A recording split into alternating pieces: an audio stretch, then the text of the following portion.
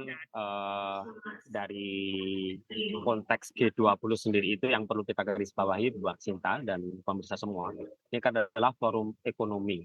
Kemudian kalau tadi saya dengar Pak Bayu dan Pak Saragih, kemudian juga beberapa pernyataan-pernyataan beberapa narasumber, beberapa pengamat itu memang lebih banyak ke politiknya ya. Nah, tetapi memang isu agriculture menjadi salah satu concern di tengah krisis energi dan pangan, Mbak Sinta. Karena beberapa konteks pangan maupun bahan baku pupuk, kita juga masih berinteraksi dengan Ukraina dan Rusia. Jadi memang faktanya kita masih ada konteks berinteraksi dengan dua negara yang sedang bertikai itu. Nah, itu akhirnya secara geopolitik mempengaruhi secara geoagriculture kita, Mbak Sinta. Nah, alhamdulillah beberapa hal yang sudah di-endorse oleh pemerintah Indonesia dalam hal ini di-lead oleh Kementerian Pertanian, beberapa konteks yang memang harus menyuarakan kepentingan negara-negara yang memang masih mengandalkan sektor pertanian, termasuk di Indonesia. Saya pikir itu sebagai openingnya dulu, Mbak Sinta, yang harus kita garis bawahi bahwasanya G20 adalah forum ekonomi, bukan forum politik. Itu harus kita garis bawahi dulu, Mbak Sinta. Baik, Pak Saifullah, tapi sebetulnya selama ini bagaimana pemerintah Indonesia mendorong anggota G20 begitu ya Pak untuk bisa berkomitmen mengatasi krisis pangan global ini, Pak Saifullah? Nah, kemarin kan memang sebenarnya kan Mbak Sinta kalau kita lihat konteks timeline dari G20 ini kan sudah diawali Sherpa, level eselon 1, kemudian level menteri. Jadi kemudian pada saat leadership relation itu kan tinggal ke pleno, ketok palu yang sudah dibicarakan di level Sherpa dan level menteri. Nah, memang kalau kita cermati dari yang disampaikan Presiden maupun Bu Menkyu maupun Bu Menlu, itu yang paling alot adalah masalah krisis perang ya Mbak ya. Tidak dalam konteks krisis pertanian, bukan hal paragraf yang alot per pembahasannya, tetapi masalah perang Ukraina Rusia. Nah, kalau yang kaitannya dengan konteks pertanian, saya ada catatan ini akan saya share dengan Mbak Sinta dan teman-teman bahwasanya Indonesia dalam hal ini yang di-lead oleh Kementerian Pertanian, ada beberapa forum working group ya, yang menjadi concern kita adalah dengan adanya komunike tema balancing trade and food issue itu, Mbak.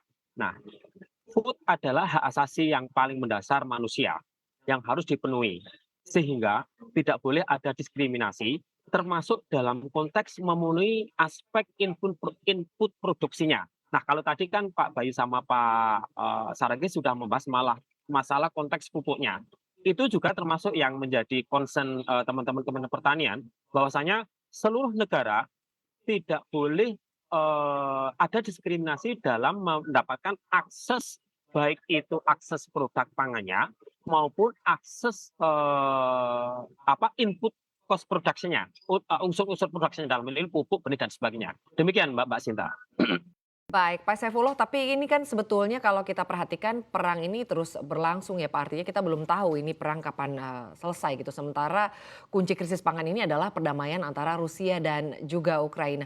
Bagaimana upaya pemerintah untuk bisa mengamankan rantai pasok pangan dan juga bahan baku pupuk dari Rusia, Pak Saifullah?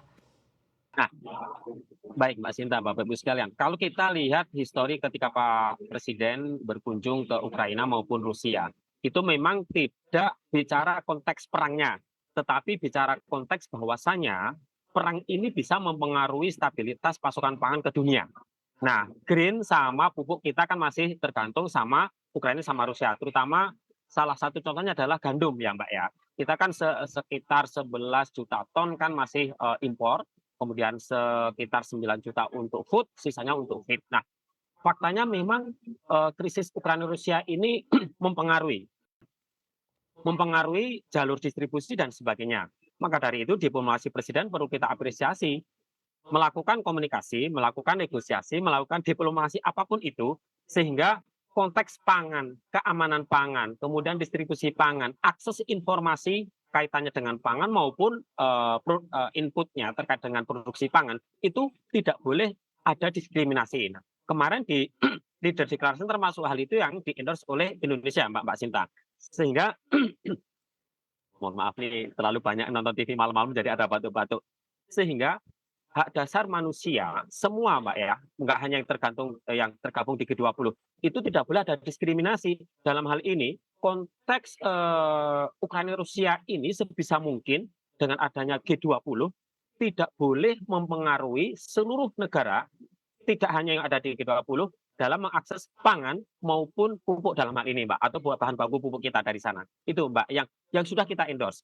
Dan, eee teman-teman di Kementerian Pertanian juga sudah di level menteri sudah melakukan komunikasi dengan India yang nanti akan menjadi presidensi 2023, kemudian juga Brasil presidensi 2024 dan Afrika Selatan presidensi 2025 agar konteks agriculture ini juga menjadi perhatian 3 negara yang nanti akan menjadi presidensi berikutnya setelah Indonesia.